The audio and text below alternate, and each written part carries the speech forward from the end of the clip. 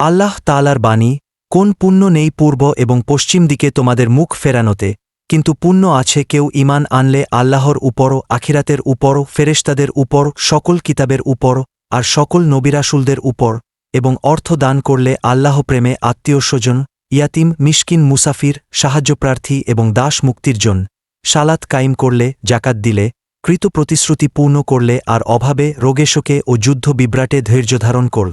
এরাই হল প্রকৃত সত্যপরায়ণ, আর এরাই মুত্তাকি। আল বাকরাহ 2:177।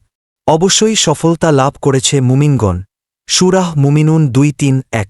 ন্যায় আবু হুরাইরাহ রাদ হতে বর্ণিত, নবী সাল্লাল্লাহু আলাইহি ওয়াসাল্লাম বলেছেন, ঈমানের 60-এরও অধিক শাখা আছে, আর লজ্জা হচ্ছে ঈমানের একটি শাখা।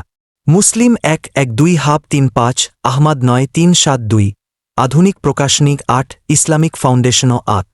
আনাস রাজি হতে বর্ণিত, নবী সাল্লাল্লাহু আলাইহি ওয়াসাল্লাম বলেছেন, 3টি গুণ যার মধ্যে আছে, সে ঈমানের স্বাদ আস্বাদন করতে পারে। 1.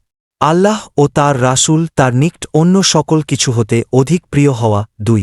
কাউকে একমাত্র আল্লাহর জন্যই ভালোবাসা। 3. কুফরিতে প্রত্যাবর্তনকে আগুনে নিক্ষিপ্ত হবার মতো অপছন্দ করা। 2-1-604-16941, মুসলিম 1-15043, আহমাদ 1-2002, আধুনিক প্রকাশনিক 1-5, ইসলামিক ফাউন্ডেশন 1-5।